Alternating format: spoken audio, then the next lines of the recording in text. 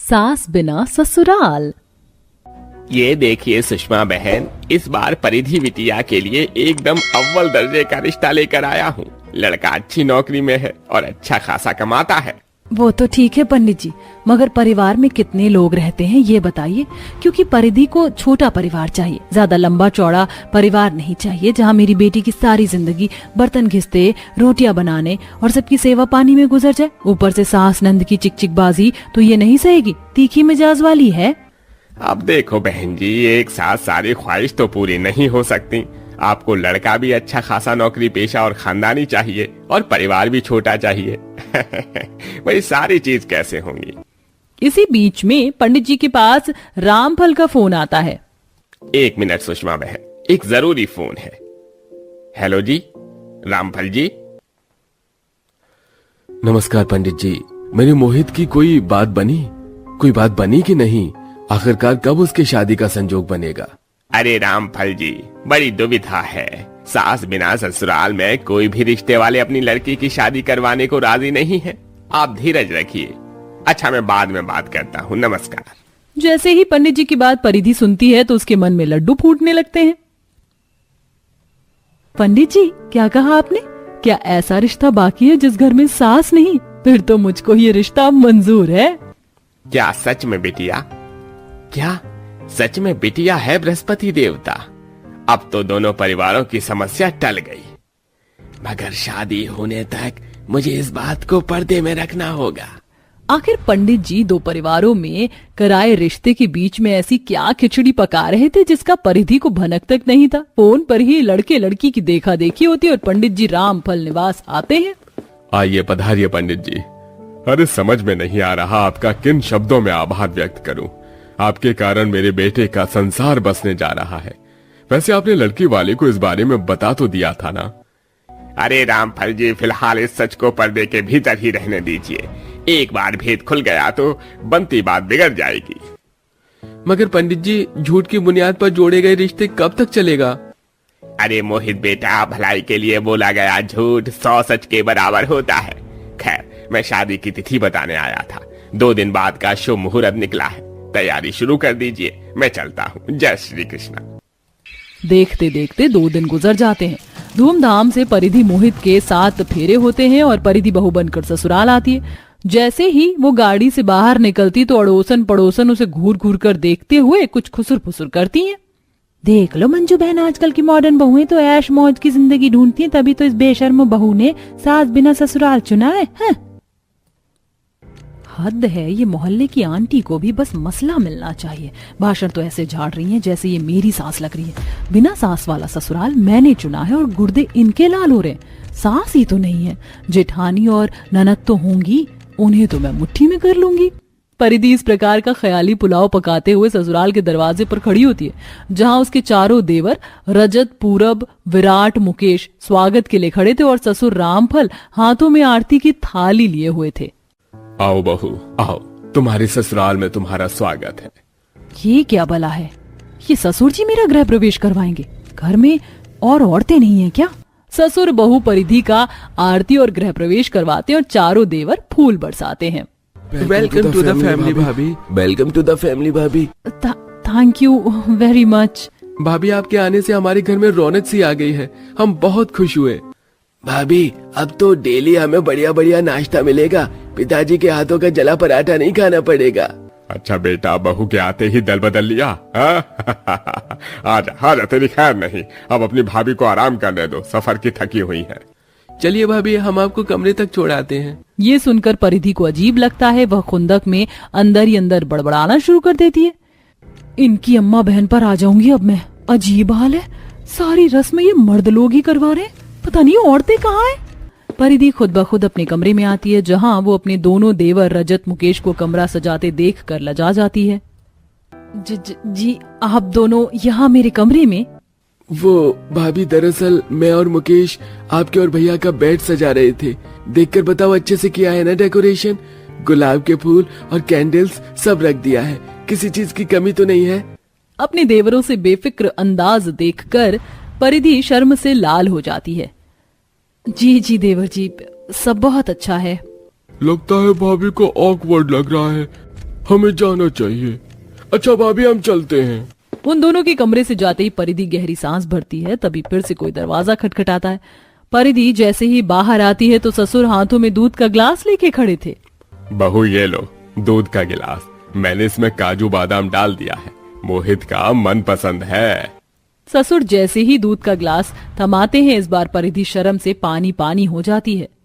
हे भगवान, सबके सब मुझको ठरकी नजर आ रहे हैं। इस मर्दों भरे ससुराल में औरत है भी कि नहीं?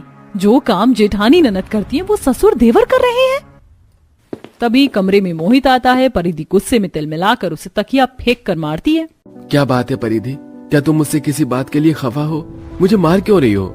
मेरी नाराजगी की वजह तुम अच्छे से जानते हो मोहित। ये सब क्या है? क्या इस घर में औरतें मौजूद नहीं है? परिधि, मैं तुम्हें बताने वाला था, मेरी कोई बहन नहीं है। माँ के गुजरने के बाद इस घर में मर्द ही रहते हैं, मगर एक तुम्हारे आ जाने से इस घर संसार का सूना आंगन खुशियों से फिर से महक उठा है। मेरा घर बसा दो परिधि। ऐसा कहते हुए मोहित की आंखों में आंसू आ जाते हैं। परिधि की सारी नाराजगी दूर हो जाती है, मगर कहते हैं ना, माँ बिना मायका और सास बिना ससुराल अधूरा रहता है। शादी की पहली सुबह ही परिधि को उठने में लेट हो जाता है। उफ, कितनी देर हो गई, आज तो पहला दिन है। परिधि आंखें मिचाते हुए कमरे से बाहर आती है, जहां पूरा घर किसी भंगार की तरह कूड़े कचरे से बिखरा हुआ था, जिसे देख वो माथा पकड़ लेती है। हे भगवान, ये घर है या कूड़ेदान? यही फर्क होता है घर में औरत के होने और ना होने से। बिखरे ससुराल को समेटने में बेचारी अकेली परिधि थककर चूर हो जाती है। कहीं ना कहीं उसे सास की कमी खल रही थी। उफ, साफ सफाई करने में ही कमर टेढ़ी हो गई, अभी तो रसोई भी बाकी है। थके मिजाज से परिधि रसोई के भीतर आती है, जहां बावर्ची खाने का हाल और भी बदतर था। हे भगवान, रसोई का इतना गंदा हाल है। गैस चूल्हा कोयला जितना काला और पूरा का पूरा सिंक बर्तन से भरा हुआ है, जैसे हफ्ते भर के बर्तन एक बार में इकट्ठे हो गए हो। ऊपर से कितनी उमस भरी है। ये बोलते हुए परिधि जैसे ही खिड़की खोलती है तो सामने के पड़ोस वाले रसोई में सास बहू को मिलजुल कर हाथ बटाते देखकर उसकी आंखें भर आती हैं। मुझे लगा था सास बिना ससुराल में मैं सुखी रहूंगी, मगर सास के बिना ससुराल अधूरा होता है। आज माँ जी होती तो ये घर स्वर्ग से सुंदर होता। परिधि की आंखों से आंसू बहने लगते हैं। वह अपने आंसू पोंछ कर काम निपटाती है और सबके लिए नाश्ता बनाकर परोसती है। हालांकि मर्दों से भरे ससुराल में अकेली औरत होने के कारण उसके दिल में हिचक थी। वाह बहू, बहुत स्वादिष्ट नाश्ता बनाया है तुमने। किसी ने ठीक कहा है, औरत घर की लक्ष्मी होती है। एक उसके न होने से घर घर नहीं होता, बस पत्थर का मकान होता है। आज अगर वसुंधरा जिंदा होती तो बेहद खुश होती। ऐसा कहते हुए ससुर के साथ साथ चारों देवर और पति की आंखें भी भीग जाती हैं। सबको नाश्ता करवाने के बाद परिधि बर्तन धोती है, मगर रोजाना सास बिना ससुराल में उसे बिखरा घर संजोने में सारा दिन निकल जाता है। मगर अपने मन का ये एहसास वो कहती भी तो किसे। फिर एक दिन दर्द में परिधि छत पर कपड़े सुखा रही है तो पड़ोसन ताना मारती है। क्यों बहू रानी, कैसा लग रहा है सास दिन ससुराल में रहकर? मजा चख रही हो ना मर्दों के बीच में रहकर? सारा दिन सफाई कर्मचारी की तरह दिन बीतता है तुम्हारा। तभी तो घर में लुगाई होना जरूरी होता है विमला बहन, इन मर्दों को लगाम लगाने के लिए। मुझे तो इसके देवर ससुरे सब नियत के खोटे लगते हैं। ये सुनकर परिधि पड़ोसन पर भड़क कर उन्हें खरी खोटी सुनाती है। बस कीजिए आप लोग, दूसरों के घर में ताका झाकी करने से बढ़िया अपनी बहुओं का हाथ बटाओ। मगर परिधि की बातें उसका पति मोहित सुन लेता है। वो सबको इस बारे में बताता है, जिसके बाद ससुराल के सभी मर्द तय करते हैं कि वह परिधि को पूरा सहयोग देंगे। अगले दिन परिधि जब उठती है तो दो देवर नाश्ता बना रहे होते हैं, मंदिर से आरती की आवाज आ रही होती है और दो देवर साफ सफाई कर रहे होते हैं। ये खुशनुमा माहौल देखकर परिधि का दिल भर आता है। ये लो बहू, आरती लो। भाभी जल्दी से आ जाइए, गर्मा गर्म नाश्ता भी तैयार है। आप लोगों ने क्यों तकलीफ की, मुझे उठा लेते। बहू, जब तू अपने सास बिन ससुराल में एडजस्ट कर रही है तो क्या हम तेरे साथ थोड़ा जल्दी जाग कर मदद नहीं करवा सकते? तूने इस घर आंगन को खुशियों से भरा है, तुझसे ही सारी रौनक है। सास तो नहीं बन सकता, मगर पिता बनकर और तेरे देवर तेरे भाई बनकर तुझे सहयोग देंगे, इसलिए अब दिल में कोई संकोच मत रखना। उस दिन के बाद से परिधि को अपनी सास बिन ससुराल में कोई हिचक नहीं हुई। वह घुल मिलकर खुशी खुशी रहने लगी। माँ जी, ऋषा के जोड़ी के साथ साथ उसका रानीहार, शादी के बाद पहनने के लिए चूड़ा और साथ में थोड़ा बहुत कमरे की सजावट का भी तो सामान आएगा, मैं वो भी लिख लेती हूँ। सही कहा। संगीता, कभी कभी तो मैं सोचती हूँ अगर तू मेरी बहू ना होती तो मेरा क्या होता। आपका घर पाकर तो मैं सौभाग्यवती हुई हूँ माँ। अच्छा, और सामान बताइए, 2 पायदान भी ले आऊंगी माँ, घर में नए बिछे हुए अच्छे लगेंगे। संगीता और शांता ऐसे ही बैठकर काफी देर लिस्ट बनाती नहीं। संगीता शांता की बहू थी। सालों से संगीता ने ही अपना घर संभाला हुआ था और अब संगीता का देवर भी शादी के लायक हो चुका था, तो उसकी शादी होने वाली थी। संगीता अभी शादी के सामान की लिस्ट बनाकर ही निपटी थी कि तभी उससे शांता बोली, बहू, अब तो इतनी सारी चीजें सोच सोच कर लिखने में थक गए। अब तू एक काम कर, जाकर अपनी और मेरी चाय बना कर ले आ।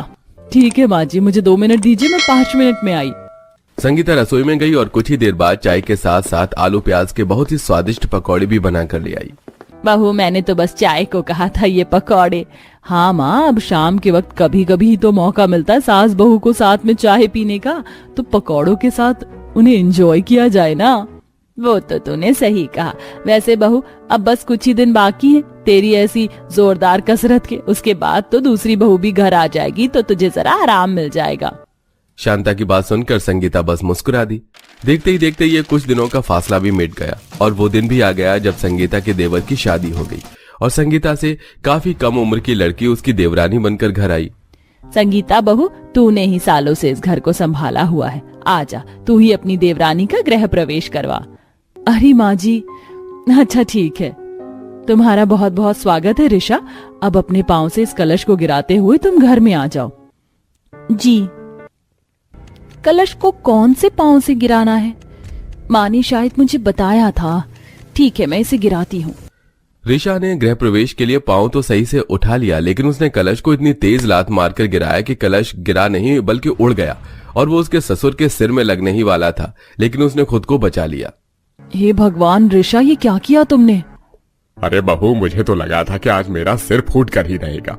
अरे इतनी जोर से कौन कलश में लात मारता है?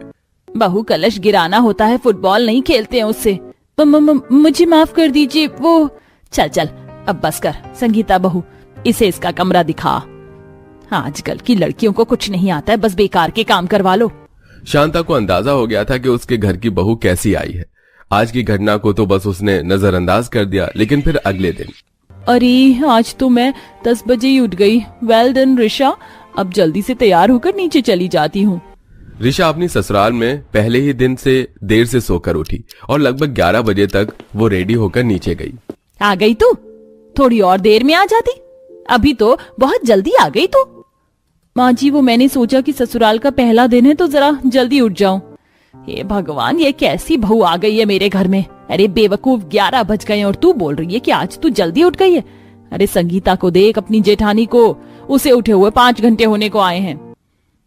हाँ माँ जी, मैं जानती हूँ वो पहले उठ गई होंगी, लेकिन आजकल की जनरेशन को जल्दी उठने की आदत नहीं है। मैं जेनजी हूँ और हमारे जनरेशन के लोग देर से ही उठते हैं। अब ये जेनजी क्या होता है? चल जो भी हो, जल्दी से जाकर अपनी पहली रसोई की रस्म कर ले। तेरे जेठ और ससुर जी आते ही होंगे तो कुछ भी अच्छा सा बना लेना, सारा सामान रसोई में ही है। शांता की बात सुनकर ऋषा खामोशी से रसोई में आ गई और उसने अपनी पहली रसोई बनाने का काम शुरू किया। मैं क्या बनाऊं पहली रसोई में? एक काम करती हूँ, सभी के लिए मोमोज, नूडल्स और पिज्जा बना देती हूँ। वैसे भी मैं इसी सब में माहिर हूँ। ऋषा ने ऐसे बोलकर सभी के लिए ट्रेडिशनल फूड के बजाय नई जनरेशन के पसंद के खाने जैसे पिज्जा, मोमोज और नूडल्स वगैरह बना दिए। कुछ देर बाद जब सभी खाने को बैठे, बहू ये सब तूने क्या बनाया है? ये धागे, ये क्या चीज है? और ये बॉल जैसा? माँ जी, ये सब जेनजी की पसंद के पकवान है, आप खाओ, आपको भी अच्छे लगेंगे। वो सब तो सही है ऋषा, लेकिन ये सब है तो जंक फूड ही ना। इतना जंक फूड क्या सेहत के लिए सही होता है? बिल्कुल भाभी, मैं तो सारा दिन यही सब खाती थी मायके में, आप जरा सा खाने में हिचकिचा रही हैं। बहुत ही टेस्टी मोमोज बनाए हैं तुमने तो ऋषा। ये मेरी अभी तक की एक्सपीरियंस की हुई सबसे बेस्ट पहली रसोई है। इसका क्या अच्छा है? आजकल के बच्चों को तो ना जाने क्या क्या अच्छा लगता है। संगीता बहू, मेरे लिए तो तू 2 पराठे डाल ला। वो क्या कहते हैं उसको? हाँ, मोमोज। मैं इसकी चटनी से खा लूंगी। बहू, मेरे लिए भी बना देना। संगीता, इतना सब तो ये मैं भी नहीं खा पाऊंगा, तो मेरे लिए भी पराठे ही बना देना। सभी के पराठों की फरमाइश हो गई, क्योंकि ऋषा और उसके पति के सिवा कोई भी जेनजी मेंबर घर में नहीं था। कुछ इस तरह से ऋषा की पहली रसोई हुई। अब ऋषा की शादी हुए लगभग 1 महीना बीत चुका था। कुछ जिम्मेदारियां उसके कंधों पर थी, लेकिन ऋषा गैर जिम्मेदार थी, इसलिए उसे हर काम को याद दिलाना पड़ता था। अरे नहीं, ये ऋषा भी ना कभी टाइम से काम ही नहीं करती। अभी तक इसने खाना भी नहीं बनाया है, जाकर कहना पड़ेगा। संगीता ने ऋषा को जाकर बोला, तब जाकर उसने खाना बनाया। दोपहर का खाना बनाना अब उसी के जिम्मे आ गया था। ऐसे ही एक दिन, अरे ये क्या, मिर्ची का डब्बा तो खाली है, नमक भी खत्म हो गया। ऋषा, ऋषा। जी भाभी। ऋषा, ना डब्बे में मिर्ची है ना ही नमक। हाँ भाभी, वो खत्म हो गए हैं। खत्म हो गए तो तुमने मुझे बताया क्यों नहीं? वो मैं भूल गई भाभी। लो कर लो बात। अरे तुझे इतनी जरूरी चीजें भी याद नहीं रही बहू, हद है। अरे ये कोई बड़ा शहर नहीं है जो यहाँ रातों को सामान मिल जाए। सब कुछ वक्त से लेना पड़ता है, लेकिन नहीं, तुम्हें कुछ याद रहे तभी तो तुम कुछ हमें बताओ। ना जाने कैसी ही बहू आ गई है मेरे घर में, तो एक जितनी समझदार है तो दूसरी उतनी ही नासमझ। शांता ने आज भी ऋषा को ऐसे ही बहुत सुनाया। रोजाना ऋषा को ऐसे ही उसकी लापरवाहियों की वजह से डांट पड़ती थी और घर में उसे सब यही समझते थे कि वो किसी काम की नहीं है। ऐसे ही सिलसिला जारी था कि एक दिन, जी मेरे अकाउंट में 50,000 रुपए, लेकिन कैसे? सरकारी योजना के तहत आए हैं, आप चाहें तो उन्हें निकाल भी सकती हैं। बस अपने फोन पर आए हुए 6 नंबर के कोड को बता दीजिए। जी। संगीता ने एक फ्रॉड कॉलर को अपना ओटीपी कोड बता दिया, जिसका नतीजा ये आया कि कुछ देर बाद ही उसे बैंक से फोन आया और वो बोले, देखिए आपके ऊपर चोरी का इल्जाम है। अब आप या तो निकाले गए 1 लाख रुपए वापस कीजिए, नहीं तो आपको 3 साल की जेल की सजा होगी। क्या? लेकिन मेरे अकाउंट में तो पैसे आए थे और मैंने तो कुछ नहीं निकाला है।